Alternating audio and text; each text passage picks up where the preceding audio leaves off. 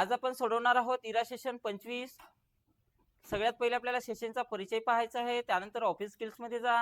Office skills मध्ये आल्यानंतर आपल्याला याच्यामध्ये आपल्याला नॉलेज चेक दिलेला आहे. तर पहिले नॉलेज चेक या ठिकाणी आहे. यामध्ये 2 नॉलेज चेक दिलेला आहे. तर पहिले नॉलेज चेक इथून स्टार्ट करा. यामध्ये बघा 5 प्रश्न दिलेले आहेत. तर पहिला प्रश्न, करन्सी बदलण्यासाठी तुम्ही कोणता पर्याय शोधाल म्हणत आहे. तर त्यासाठी आपल्याला अकाउंटिंग नंबर फॉर्मॅट शोधावं लागेल.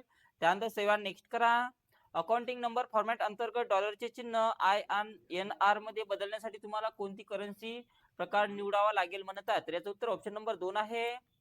MS एक्सेल व्यतिरिक्त तुम्ही डॅशबोर्डवर सुद्धा एक्सरसाइज प्लॅनर तयार करू शकता म्हणत आहे. तर याचं उत्तर designwizard.com आहे.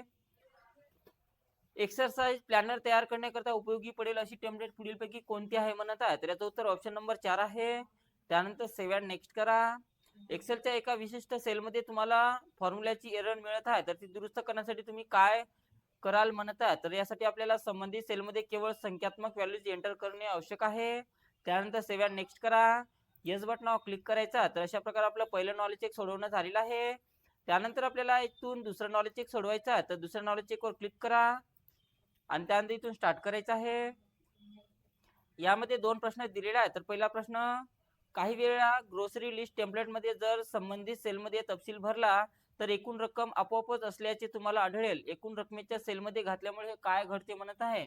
तर याचं उत्तर फॉर्म्युला आहे. त्यानंतर सेव्ह नेक्स्ट करा.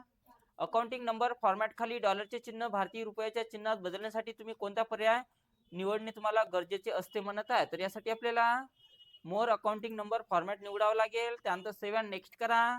येस बटनावर क्लिक करायचं. तर अशा प्रकारे आपलं दुसरं सुद्धा नॉलेज चेक सोडवण्यात आलेलं आहे.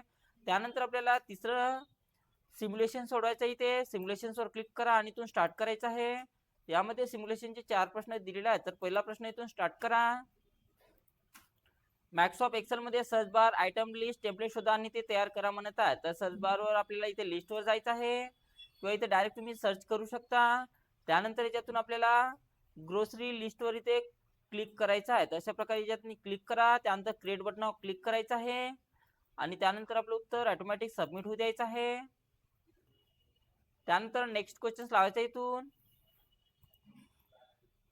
एक्सेल शीट मध्ये रो आणि कॉलम तुमच्या गरजेनुसार जोडले किंवा हटवले जाऊ शकतात. तर दिलेल्या टेम्पलेट मध्ये निवडलेल्या रो हटवा म्हणत आहे. तर निवडलेल्या रो ला सिलेक्शन करा. डिलीटच्या ऑप्शन मध्ये जायचं आहे आणि डिलीट शीट रो वर इथं क्लिक करा अशा प्रकारे आणि त्यानंतर आपलं उत्तर ऑटोमॅटिक सबमिट होऊ द्यायचं आहे.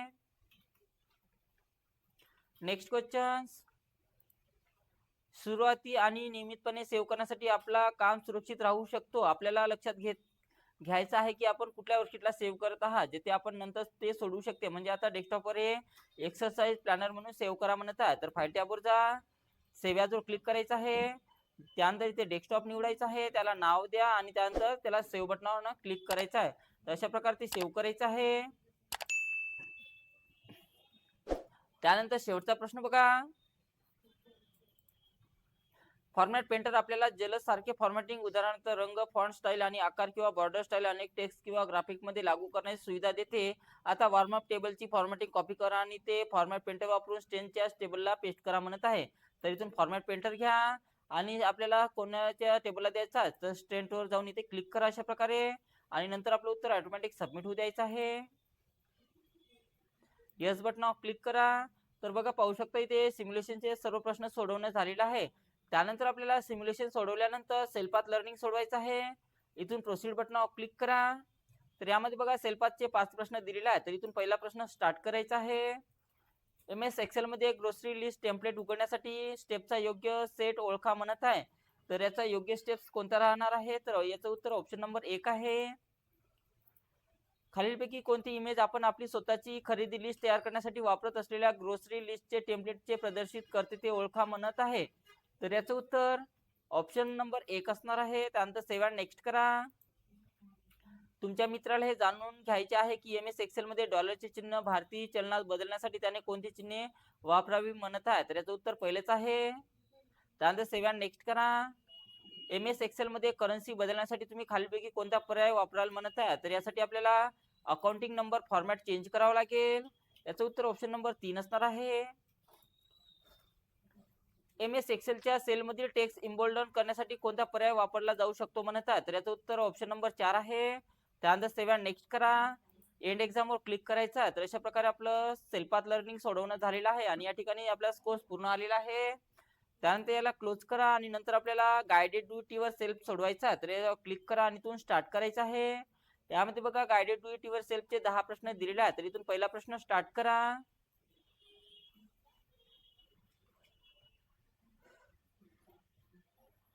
फाईल टॅब सेव्हचा वापर करून दिलेले एक्सेल शीट तुमच्या डेस्कटॉपवर एक्सरसाइज प्लॅनर नावाने सेव्ह करा म्हणत आहे. तर ज्या नावाने सेव्ह करायचं आहे ते नाव मी इथून पहिलेच कॉपी करून घेतो.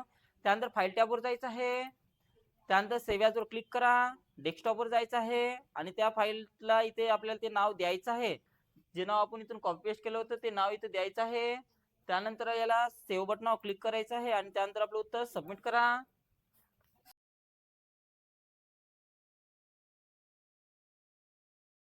त्यानंतर बघा इन्फो अँड शेड्यूल शीट मध्ये वॉर्मअप टेबल सिलेक्ट करा आणि होम टॅब अलाइनमेंट ग्रुपचा वापर करून टेबलला लेफ्ट अलाइन करा म्हणत आहे. तर यासाठी आपल्याला कोण्या टेबलला सांगितलेलं आहे त्या टेबलला सिलेक्शन करायचं आहे. वॉर्मअप टेबलला इथून अशा प्रकारे सिलेक्शन करून घ्या. टेबलला सिलेक्शन केल्यानंतर आपल्याला बघा अशा प्रकारे याला सिलेक्शन करून घ्यायचं इथून इथपर्यंत आणि लेफ्ट अलाइन करा म्हणत आहे. तर इथून त्याला लेफ्ट अलाइन करा अशा प्रकारे आणि त्यानंतर आपलं उत्तर सबमिट करा. त्यानंतर नेक्स्ट क्वेश्चन लावायचा इथून. इन्फो अँड शेड्यूल शीट मध्ये क्लायंट इन्फॉर्मेशन टेबल सिलेक्ट करा आणि एडिटिंग ग्रुप क्लिअर ऑल ऑप्शनचा वापर करून सर्व डेटा क्लिअर करा म्हणत आहे. तर इन्फो अँड शेड्यूल शीटला सिलेक्शन करून घ्यायचं आहे. त्यानंतर आपल्याला क्लायंट इन्फॉर्मेशनला सिलेक्शन करून घ्यायचं आहे. तर याच्यातनी आपल्याला क्लायंट इन्फॉर्मेशन जे दिलेलं आहे तर सगळ्याला सिलेक्शन करून घ्या अशा प्रकारे. इथून इथपर्यंत सिलेक्शन करून घ्यायचं आहे. त्यानंतर इथे क्लिअर ऑल मध्ये जा आणि क्लिअर ऑल फॉर्मॅटवर इथे क्लिक करायचं आहे. सर्व डेटा क्लिअर करायचा. तर क्लिअर मध्ये जा आणि क्लिअर ऑल वर इथे क्लिक करायचं अशा प्रकारे सर्व क्लिअर ऑल करा. त्यानंतर आपलं उत्तर सबमिट करायचं आहे. Next question.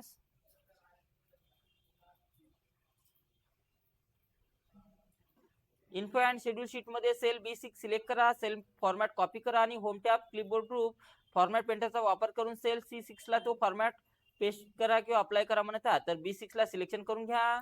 त्यानंतर इथून फॉर्मॅट पेंटर घ्यायचा आहे आणि तो C6 ला द्यायचा आहे. तर C6 च्या पुढे जाऊन इथे क्लिक करा अशा प्रकारे आणि त्यानंतर आपलं उत्तर सबमिट करा. त्यानंतर नेक्स्ट क्वेश्चन लावायचा इथून. इन्फो अँड शेड्यूल शीट मध्ये B2 सिलेक्ट करा आणि त्यामध्ये name of client text enter करा म्हणत आहे. तर B2 ला इथे सिलेक्शन करा. त्यानंतर त्यामध्ये बघा आपल्याला नेम ऑफ क्लायंट हे नाव टाकायचं. तर ते नाव कॉपी करा किंवा डायरेक्ट यामध्ये आपल्याला ते नाव टाईप सुद्धा करू शकता अशा प्रकारे. डायरेक्ट टाईप जरी केलं तरी चालेल.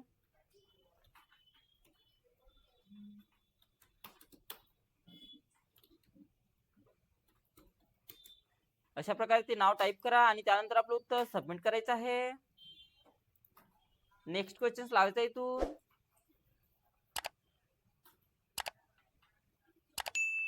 फाईल टॅब सेव्हचा वापर करून दिलेली शीट तुमच्या डेस्कटॉपवर ग्रोसरी लिस्ट नावाने सेव्ह करा म्हणत आहे. तर यासाठी आपल्याला फाईल टॅबवर जायचं आहे. सेव्हवर जा, डेस्कटॉप निवडायचं आहे आणि त्यानंतर बघा आपल्याला याच्यामध्ये आपल्याला ग्रोसरी लिस्ट टाईप करून घ्यायचं आहे.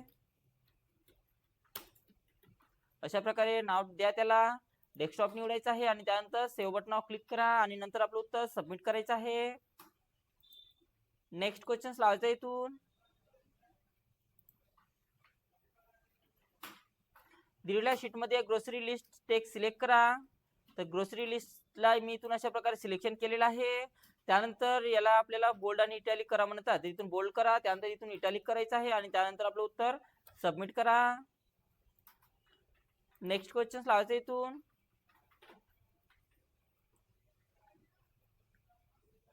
फाईल एक्सपोर्ट क्रिएट पीडीएफ एक्सप्रेसचा वापर करून एक्सेल टेम्पलेट पीडीएफ मध्ये एक्सपोर्ट करा म्हणत आहे आणि उघडलेल्या विंडो मध्ये तुमच्या आवडीचा फाईल नेम एंटर करून पब्लिश बटनावर क्लिक करा म्हणत आहे. तर त्यासाठी फाईल टॅबवर जा. त्यानंतर एक्सपोर्टवर क्लिक करायचं आहे. क्रिएट पीडीएफ वर क्लिक करा. त्यानंतर याच्यामध्ये कोणतंही एक नाव द्यायचं आहे. तर याच्यात मी कोणतंही एक नाव देणार आहो मी.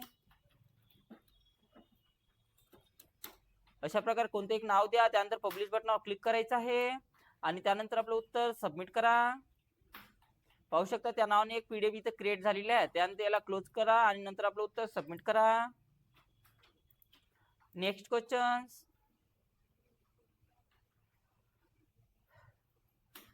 डिस्प्ले करण्यात आलेल्या शीटमध्ये रो नंबर 4 सिलेक्ट करा म्हणत आहे, तर रो नंबर 4 सिलेक्ट करा. त्यानंतर त्याला आपल्याला डिलीट करा म्हणत आहे, तर डिलीटच्या ऑप्शन मध्ये जा आणि डिलीट शीट रोवर इथे क्लिक करा अशा प्रकारे, आणि नंतर आपलं उत्तर सबमिट करा. आणि शेवटचा प्रश्न इथून लावायचा आहे. डिस्प्ले करण्यात आलेल्या शीटमध्ये page layout tab, print area option, set print एरियाचा वापर करून प्रिंटची एरिया सेट करा म्हणत आहे. तर यासाठी आपल्याला काय करायचं आहे बघा, लेआउट टॅब मध्ये जायचं आहे, प्रिंट एरियावर जा, सेट प्रिंट एरियावर क्लिक करा, त्यानंतर ओके बटनावर क्लिक करायचं आहे आणि नंतर आपलं उत्तर सबमिट करा. तर अशा प्रकारे आपले सर्व गाइडेड ड्युटीवर सेल्फचे प्रश्न सोडवणे झालेले आहे. त्यानंतर येस बटनावर क्लिक करा आणि ते स्कोर्स पाहू शकतो आपण, पूर्णपैकी पूर्ण इथं आलेला आहे. त्यानंतर आपल्याला शेवटचं सेशन कम्प्लिशन टेस्ट सोडवायचा आहे, तर त्याच्यावर क्लिक करा आणि इथून स्टार्ट करायचं आहे. तर यामध्ये बघा 10 प्रश्न दिलेले आहेत. तर पहिला प्रश्न, एका गेमरला स्मूदर ग्राफिक्स परफॉर्मन्स हवा आहे, तर कोणतं कार्ड बसवावे म्हणत आहे. तर त्याचं उत्तर बघा, ग्राफिक कार्ड आहे. भाग बदलताना तुम्ही सीपीयू कॅबिनेट मध्ये पातळ रंगीत केबल पाहिल्या, त्या कशासाठी वापरल्या जातात म्हणत आहे. तर त्या घटकांना वीज व डेटा साठवण्यासाठी किंवा जोडण्यासाठी कनेक्ट असतात. त्यानंतर सेव्ह नेक्स्ट करा. कूलिंग फॅनची वायर डिस्कनेक्ट झाल्यास काय होऊ शकते म्हणत आहे. तर याचं उत्तर, संगणक ओव्हरहीट होऊन ती बंद पडू शकते. त्यानंतर सेव्ह नेक्स्ट करा. टेक्निशियन अंतर्गत वायर्स नेटवर्क का लावले जातात म्हणत आहे. तर यासाठी याचं उत्तर, कूलिंग सुधारण्यासाठी आणि देखभाल सोपी करण्यासाठी हे त्याचं उत्तर आहे. कॉम्प्युटर लॅब मध्ये नवीन कीबोर्ड काम करत नाही, कोणता पोर्ट प्रथम तपासावा म्हणत आहे. USB किंवा PS2 पोर्ट हे तपासावं लागेल आपल्याला. तुमचा मित्र पेन ड्राईव्ह मधून चित्रपट चालवायचा प्रयत्न करतो पण सिस्टीम ते ओळखत नाही, तर काय समस्या असू शकते म्हणत आहे. तर याचं उत्तर, USB पोर्ट खराब किंवा डिसेबल असू शकते. प्रेझेंटर करताना प्रोजेक्टर संगणकाचा आउटपुट दाखवत नाही, कोणता भाग तपासावा म्हणत आहे. तर याचं उत्तर, HDMI किंवा VGA केबल कनेक्शन चेक करावं लागेल.